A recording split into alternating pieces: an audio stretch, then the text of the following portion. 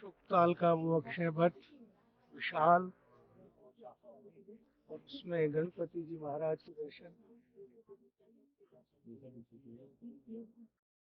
शुकताल से उस वृक्ष का अक्षय वट का दर्शन करके आप, जहाँ श्री सुखदेव भगवान ने परीक्षित जी को ये कथा सुनाई थी,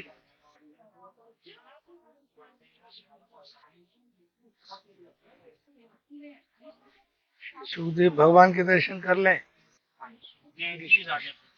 राजा परीक्षित जी और श्री सुखदेव जी के दर्शन कर लें।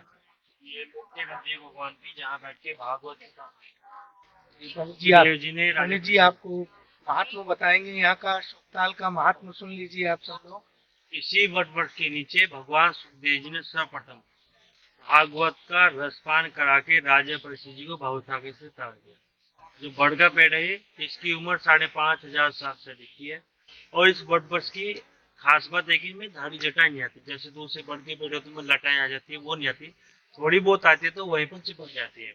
और भगवान सुखदेव जी वेद व्यास जी के पुत्र हुए, 12 साल तक अपनी माता के घर में रहे। अकेले भगवान का स्वरूप है सुखदेव जी, जो अपनी माता के घर में भगवान 12 साल तक रहे। 12 साल के बाद होते ही चंडी जंगल में, और 16 साल के ही भगवान ने यहाँ भागवत कथा सुनी।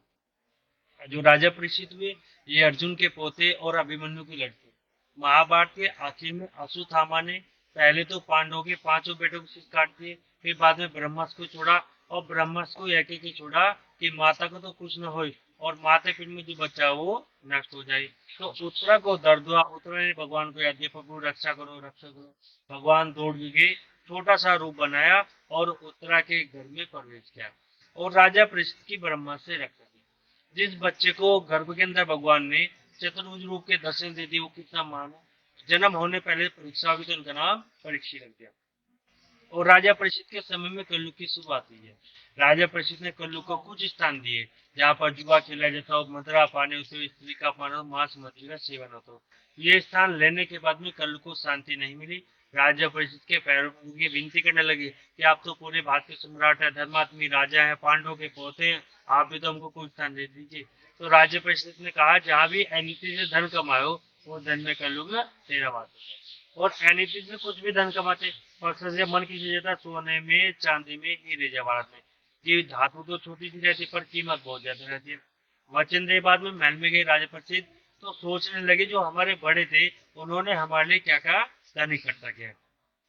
तो खजाने भंडार में गए, देखा तो सोना चांदी हीरे जवाहर सभी भरे थे। एक मुकुट जो था जो सबसे ज्यादा चलो वो भी किसी राजा जरासंध, काफी आदमी का मुकुट था। मुकुट उठा के पहने, ना सोचा ना समझा किसका था कौन था, उसमें कल्लू का प्रवास हो गया, बुद्धि जो थी खराब हो गई। उसी मुकुट के प्रभाव के कारण राजा परीक्षित ने समय ऋषि के गले मारो सांप डाल दिया, और समय जो पुत्र संगिरी थी उन्होंने श्राप दे दिया कि जिस किसी भी राजा ने मेरे पिता के गले मारो सांप गिराए आज से 7वीं वैनाक सेनापन करने से। तो कुछ मृत्यु अकाल मृत्यु आती है।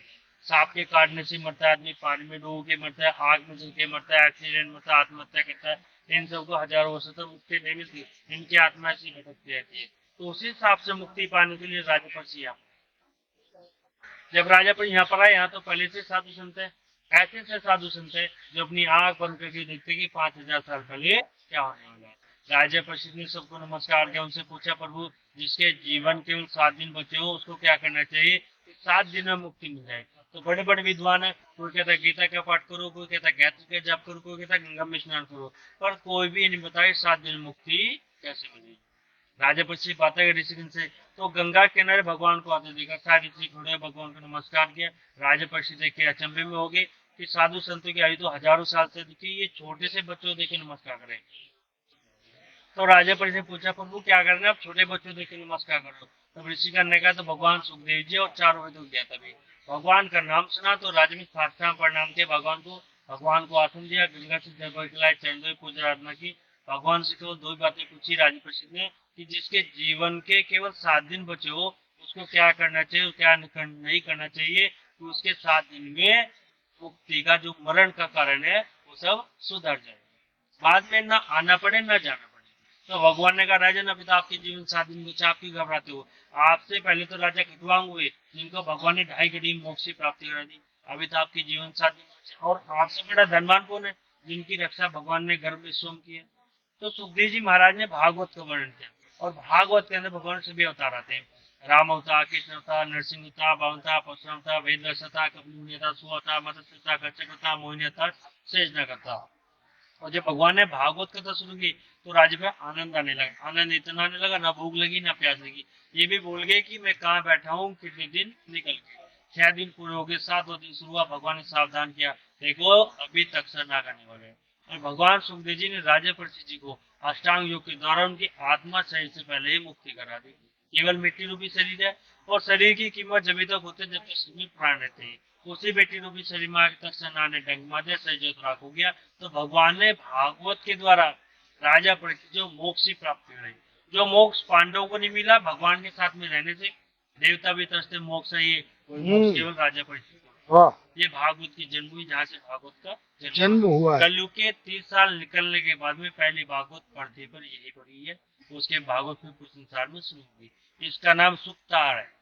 सुखदेव जी ने राजा परीक्षित जी को भावसागर से तार दिया, इसलिए जग नाम सुक्तार।